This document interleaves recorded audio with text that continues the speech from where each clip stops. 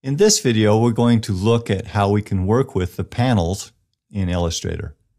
Working with the panels is important because by organizing them, you can get to the options that you need while still maintaining extra space to work with the document window.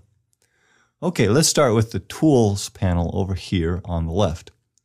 The Tools panel by default is displayed as a double column of tools, but if you double click on the title bar for the Tools panel, it will change to display a single column of tools.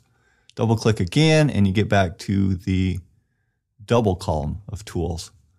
If you don't like the location of the Tools panel, you can click on this double line here and pull it away from the side of the interface to make it a floating panel. And floating panels can be positioned anywhere you want by simply clicking and dragging their title bar. If you want to redock it to its location where it previously was, then you can just drag it back over and watch for the light blue line to appear, indicating that it will dock to the side of the window, like so.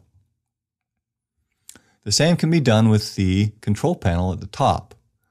By moving those two double lines away, you can undock the panel and make it so it is a floating panel. And then you can redock it up at the top, or you can dock it down at the bottom of the window as well. There are a lot of options in working with the various panels over at the right of the interface window also. By default, these appear just as an icon bar.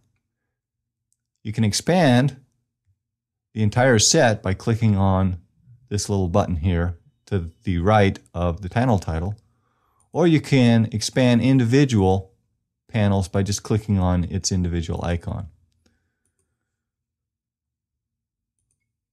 When a single panel is open, you can separate that panel and make it a floating panel by simply dragging the panel away from its other panels, making it floating, and then dragging the toolbar lets you move it to wherever you want. These can be collapsed to icons and opened as well. And you can also take those panels and reconnect them in where they were before by dragging and watching for the light blue guide to indicate that it will be docked back in next to another palette. The palette order can be changed by simply dragging the palette tab to the location where you would like it to be. The individual palette icons can also be pulled away from the interface and made into floating palettes.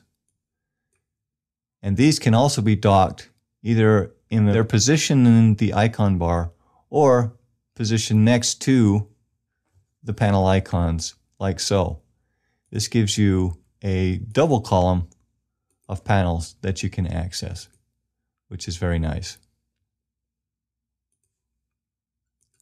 If you ever get lost manipulating different panels and stuff, then you can return to whatever workspace you are using, which in this case is the Essentials workspace, and it will reset all the panels to their default state, which is nice if you work with panels and get them in a position that you are not comfortable with. If you are manipulating a floating panel and for some reason don't want it to dock at the edge of the interface, you can hold down the Control or Command key on the Mac to prevent the floating panel from docking. This provides a way to move floating panels wherever you want them without having to worry about them docking. And that's how you can work with and control panels in Illustrator.